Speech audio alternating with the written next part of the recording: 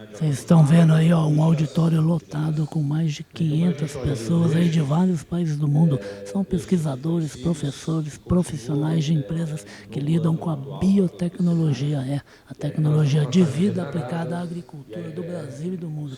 Esse aqui é o Biocontrol e Bioestimulantes Latam, América Latina. Um evento promovido aí, organizado pela New Age International, juntinho com a grande Crop Life Brasil. 2 dias de muita discussão a respeito dos novos desafios de um segmento que só no ano passado movimentou 15 bilhões de dólares no mundo inteiro e no Brasil 5 bilhões de reais. Um trabalho que começou há muitas décadas atrás aí com os inoculantes utilizados nas lavouras de soja para fixar o nitrogênio ali nas raízes da planta, e hoje tem o desafio de testar e de identificar qual é o DNA de micro-organismos que melhor vão funcionar para a eficiência e para a produtividade da lavoura brasileira e mundial. 2 dias de intenso aqui, de muita ciência, pela vida, usando a vida para produzir vida. Acompanhe, é um papo de prateleira especial aqui em Campinas.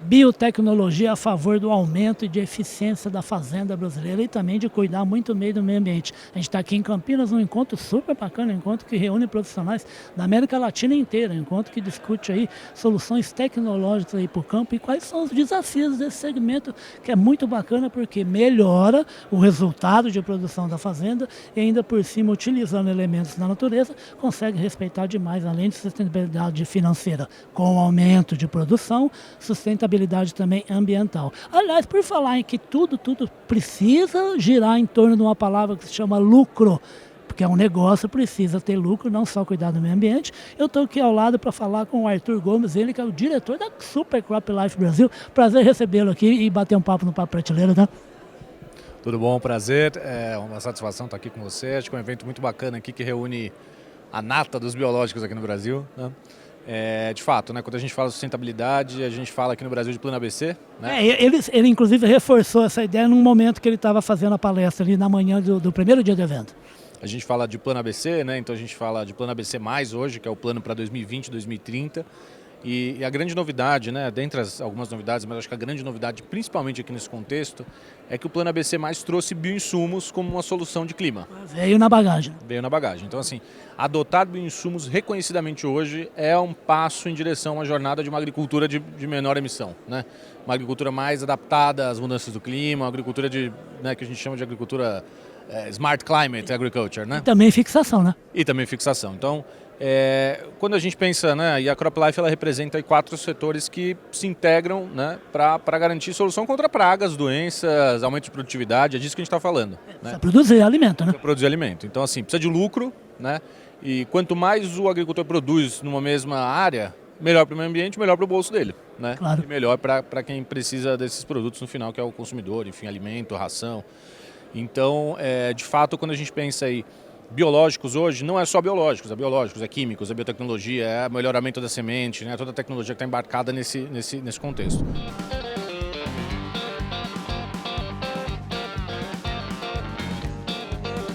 Estou ao lado de uma moça aqui que eu gosto muito, já é a segunda, terceira ou quarta, nem sei, e vai aparecer mais vezes aqui no Papo de Prateleira, que é a Larissa Simão, que é a diretora de operações da associação, que agora tem uma pequena modificação. A Associação Nacional dos Produtores e Importadores de Inoculantes. Agora, Ampibio. Ampibio, ela vai começar o nosso bate-papo falando que mudança foi essa aí no nome, aí na nomenclatura da associação. Legal, obrigada. É um prazer tá falando aqui com vocês. Esse evento, na verdade, ele marca realmente essa ampliação do escopo de atuação da AMP, né? Nada mais natural do que nós estarmos aqui. Exatamente, pelo tema, né? Porque deixamos de ser somente a Associação dos Produtores e Importadores de Inoculante. Nós agora somos a Ampibio, Associação Nacional de Promoção e Inovação das Indústrias de Biológicos. Tá? Então, nós ampliamos o escopo de atuação para biológicos, então biodefensivos e inoculantes. E é bacana, porque o Solon, que eu acompanhei a palestra dele inteirinha, achei de novo o máximo a simplicidade e objetividade que ele pegou e descreveu um trabalho iniciado há muito tempo com os inoculantes. E aí depois ele falou a respeito dos novos produtos que também são biológicos e a respeito dos novos desafios aí, né? A associação tem bastante coisa para orientar as empresas, né? Porque precisamos aí fazer a fazenda brasileira produzir cada vez mais diante de tanta dificuldade, principalmente climática, né? Com certeza, a gente chegou num período, né, onde o inoculante ele já é um insumo essencial para a agricultura. A gente sabe que para atingir máximas produtividades a gente tem que utilizar. E isso também, não só o inoculante, mas os insumos biológicos, eles também vão entrar nessa essencialidade. Né? Então, com as novas legislações, tudo que está vindo, é natural esse processo nosso de ampliação de escopo. Né? Então, nesses 2 anos de trabalho que a gente vem realmente desenvolvendo até realmente virar, né, totalmente a chave, nós crescemos 250%. Eu ia te perguntar desse número agora, que o Anderson cantou para mim quando a gente falava sobre esse nosso bate-papo. Que número é esse? Ele é um 250% a mais do quê? No quê? Nós éramos 7 empresas associadas ao inoculante, certo? Porém, no portfólio dessas 7 empresas nossas, já existiam outros produtos biológicos que não eram registrados como inoculantes, que já eram biodefensivos e etc. Com a legislação, né, de bioestimulante, tudo entra dentro de um único guarda-chuva. Então, esse crescimento, ele é o quê? Além dessas 7, né, hoje nós temos 22 no total, empresas, né, efetivas. Hoje nós temos empresas não só de inoculantes, como temos empresas de biodefensivos também. São outros biológicos, né? Isso, e de portfólio misto, tá? E além disso, nós também temos 9 empresas colaboradoras. Então, no total, 32 empresas já... esse salto que você falou de 250, né? Fazem parte da associação, né? E essas empresas colaboradoras, elas são empresas que fazem parte do segmento. Então, nós enxergamos assim, que elas agregam muito a construção dos trabalhos dentro da associação. Porque hoje, nós temos uma representatividade realmente, né? Não só das indústrias, como empresas que fazem parte do segmento, que levam soluções para a indústria. Né? Então, nós temos um pacote completo aqui dentro da associação.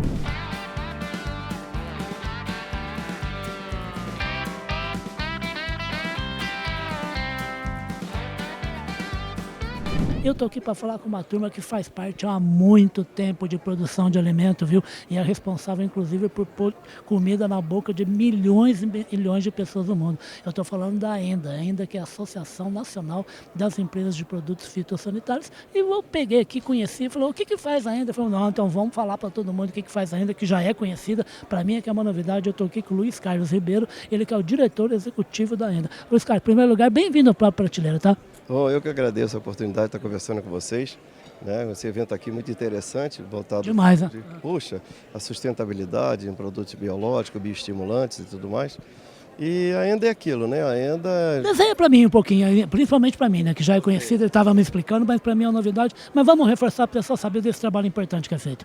Isso, então. A AENDA era fundada em 1986, né? Sempre teve uma atuação bastante voltada às empresas nacionais, empresas pequenas. Claro. Defesa de interesses, né? Isso, exatamente. E aí foi crescendo com o tempo, né? E hoje a Associação Nacional das Empresas de Produtos Fitossanitários, a gente conta hoje praticamente com 60 empresas filiadas. A gente tem atuação tanto na área de defensivos, né, agrotóxicos na área química, como na área... Os mais tradicionais, né? Isso, e com bioinsumos também, biofertilizantes, né, bioestimulantes e tudo mais. Uma área que veio para ficar. E a gente tem trabalhado bastante com isso. Nós temos um comitê bastante atuante, inclusive proporcionando eventos para trazer as informações para as indústrias nacionais sobre isso e toda a parte de regulamentação, seja a regulamentação federal, seja a regulamentação estadual. Ainda tem uma atividade bastante grande, principalmente com os estados, porque são nos estados que as coisas acontecem. É claro. São lá que os produtos são transportados. A fiscalização concreta acontece lá, né? Exatamente. São os produtos que são utilizados, recomendados, né, pelo engenheiro agrônomo, através de receita agronômica, que a gente acompanha isso tudo. A gente tem uma orientação também de boas práticas agrícolas. Também atuamos bastante na regulamentação federal também, acompanhando novos projetos de lei, inclusive agora a gente está trabalhando bastante com a parte de bioinsumos, trabalhando também na parte de reforma tributária, a gente tem um grupo chamado Coalizão. Está em plena período de votação, né? Exatamente, que são 6 entidades que participam desse grupo e a gente é bastante atuante com isso. Aquele famoso dia lá, acho que foi uma terça-feira, não sei o quê, deu um trabalho para mudar aqueles textos lá. Trabalho e agora precisa ser acompanhado. Porque agora é o Senado, né? Agora tem que ser finalizado no Senado, então a gente vai ver nós vamos ver como vai ficar a parte ligada aos insumos agrícolas. Porque quando se fala em imposto, o pessoal pensa muito no produto acabado. Isso. Mas a gente tem que ver como é que fica a situação das matérias-primas que geram os produtos acabados. Porque se tiver, é a base do setor, né? Se tiver os impostos altos na matéria-prima e tudo mais, o produto final não adianta ter esse benefício, porque já vai arrastar o que veio de produtos que gerou esse produto final.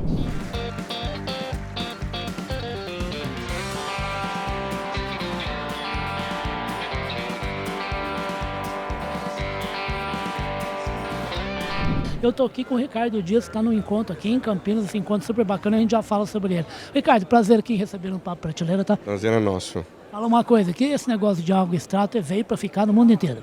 É um mercado que está crescendo bastante. Eu acho que o mundo hoje está muito, e o mercado do agro está muito preocupado e olhando muito para sustentabilidade e aumento de produtividade. E pensando em Brasil nesse momento, onde a soja ela cai o preço, né, o produtor, para manter a lucratividade dele, ele tem que pensar em aumentar a produção. Exato. Né? E justamente entra nesse mercado o extrato de alga. É responsável aí pelo aumento de produtividade, pela estruturação da planta e também para o controle de estresse abiótico. Então, o clima que hoje está muito desigual, né? A gente não sabe mais se amanhã chove, se amanhã faz seca. E ele fica ruim bem na janelinha lá que precisa para o plantio, né? Exatamente. Então acho que a alga e o extrato de alga e a Acadian sendo uma empresa líder no mercado de ascofilo nodoso global, né? O extrato entra muito bem nesse sentido aí para aumento de produtividade. E o que é bacana também do trabalho da empresa é que essa sustentabilidade não é lá na agricultura, só onde está o cliente final da empresa, né? Ele é lá na extração, com todo o trabalho que é feito pelo pessoal de colônia de pescador, e tem um máximo para retirada, para manter essa espécie sempre viva, sempre lá nos oceanos, né? A Acadian ela tem hoje um processo, desde a colheita até o invase do produto, extremamente sustentável e único. Um processo desenvolvido na própria empresa, e que a gente consegue manter a qualidade e os bioativos que a alga produziu durante a vida dela. E que fez com que ela conseguisse sobreviver lá naquela região, né? Exatamente, uma região super inóspita, de temperaturas abaixo de 30 graus no inverno e 30 graus no verão, vivendo em condições de água marinha, em seca, em época de maré baixa durante o dia, que ela fica exposta ao sol. Exato. E com isso tudo, essa alga construiu, né, bioativos metabólitos para sobreviver a essas condições. Perfeito. O que a Acadian faz? A Acadian, com muito cuidado, extrai esse metabólito que está pronto para a planta absorver e aplica na lavoura. Então, acho que esse processo faz da Acadian especialista em alga e especialista num produto único no mercado hoje em dia.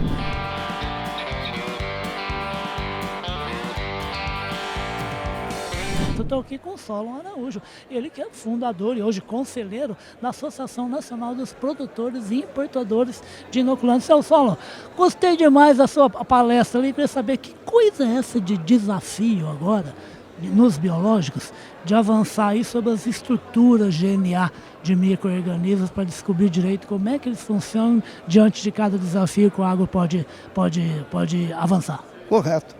Muito boa, muito interessante a pergunta, porque não vou falar sobre o passado, eu vou falar sobre o futuro. Mas esse homem só fala do futuro, por isso que eu gosto dele demais, a conta.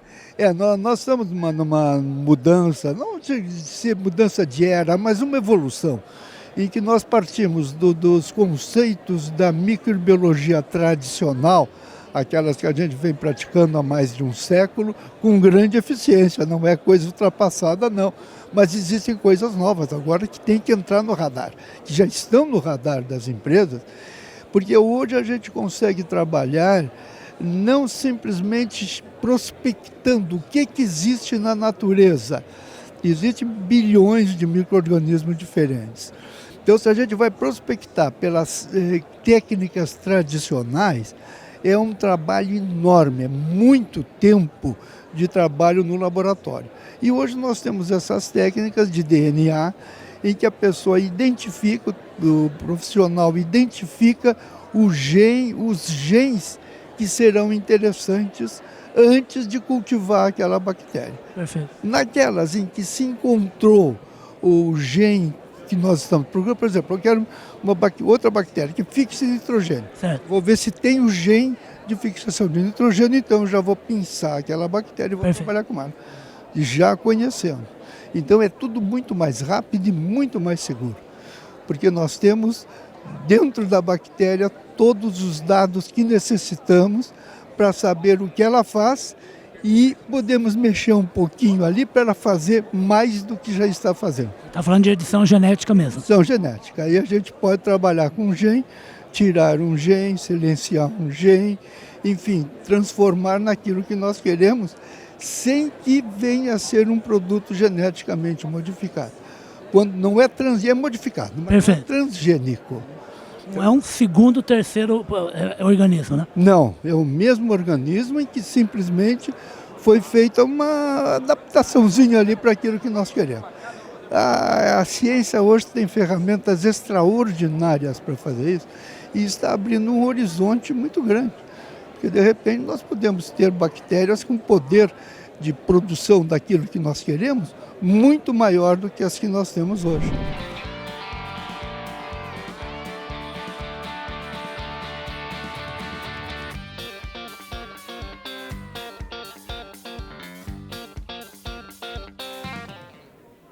Este é um bioinseticida, uma das vedetes aqui desse encontro maravilhoso em Campinas. 2 dias de mergulho, de discussão sobre todas as conquistas da biotecnologia no agronegócio brasileiro e mundial. Muito legal mesmo esse evento, viu, gente? Falando a respeito do quê? De todos os números espetaculares alcançados por esse segmento. No mundo inteiro, 15 bilhões de dólares de faturamento só no ano passado, e nos próximos 8 anos deve subir, sabe para quanto, gente? Para 45 bilhões de dólares.